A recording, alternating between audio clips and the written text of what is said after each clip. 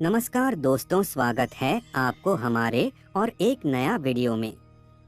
मित्रों, भगवत गीता के अनुसार पाप कर्मों से मुक्ति का तरीका जानने से पहले आपको समझना होगा कि कर्म हैं, पाप कर्म क्या हैं और ये हमें किस तरह बंधन में डालते हैं। कर्मों को लेकर अलग अलग धर्म शास्त्रों के अलग मत हैं। वीडियो अच्छा लगे तो हमारे चैनल को लाइक, शेयर, कमेंट और सब्सक्राइब जरूर करें। हिंदू शास्त्रों में कर्म का उल्लेख बड़े ही अच्छे से किया गया है। इसको एक उदाहरण से समझने की कोशिश करते हैं। जब किसी व्यक्ति पर शनि की 7.5 चल रही होती है तो वह सोचता है कि उसके दुखों का कारण शनि देव हैं।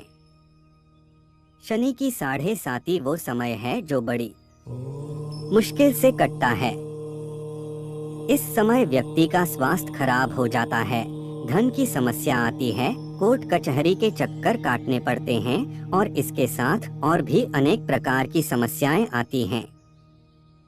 जब भी कोई अपनी कुंडली किसी ज्योतिषी को दिखाता है और पाता है कि उस पर शनि की 7.5 चल रही है तो वह बहुत ही निराश हो जाता है और ज्योतिषी से 7.5 दूर करने का उपाय पूछता है।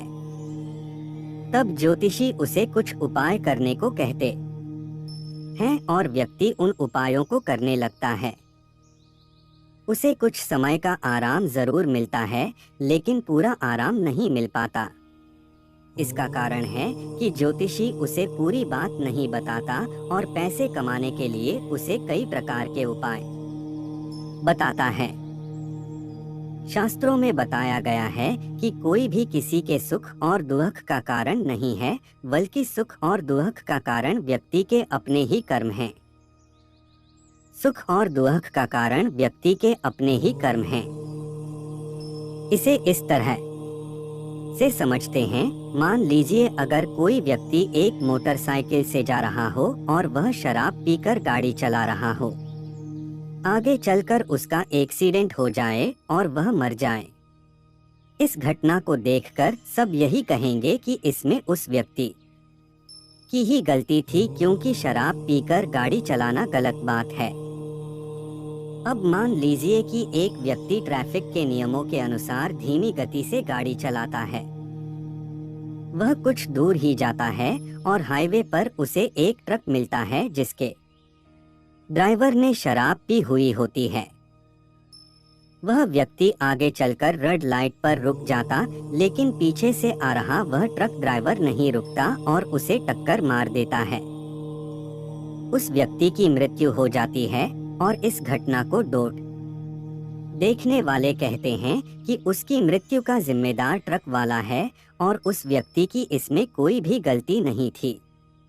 इस तरह हम अपने मत अनुसार सही गलत का निर्णय कर लेते हैं, लेकिन अगर शास्त्रों की माने तो दूसरे वाले व्यक्ति की मृत्यु के जिम्मेदार उसके अपने कर्म थे और पहले वाले व्यक्ति की मौत के जिम्मेदार भी उसके अपने कर्म थे। यह बात कुछ समझ नहीं आती और यहाँ तक कि भगवत गीता में भगवान भी कहते हैं कि कर्म की गति को समझ पाना बहुत ही कठिन है। भगवत गीता के अनुसार कर्म, अकर्म और विकर्म क्या है? भगवान कृष्ण श्रीमद् भगवत गीता के 4 अध्याय के 18वें श्लोक में बताते हैं कि कर्म की 3 प्रकार के होते हैं, जो हैं कर्म, अकर्म और विकर्म, लेकिन इनको समझना बहुत ही कठिन है।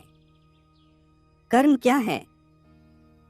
कुछ ऐसे कार्य हैं जिनको शास्त्रों में वैध माना गया है।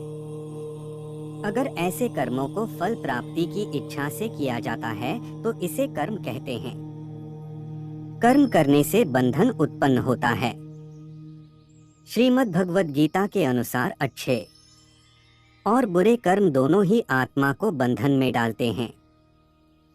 अगर कोई अच्छे कर्म करता है तो उसे अच्छा फल प्राप्त होता है, और अगर कोई बुरे कर्म करता है तो उसे बुरा फल प्राप्त होता है, लेकिन कर्मों का फल अवश्य प्राप्त होता है।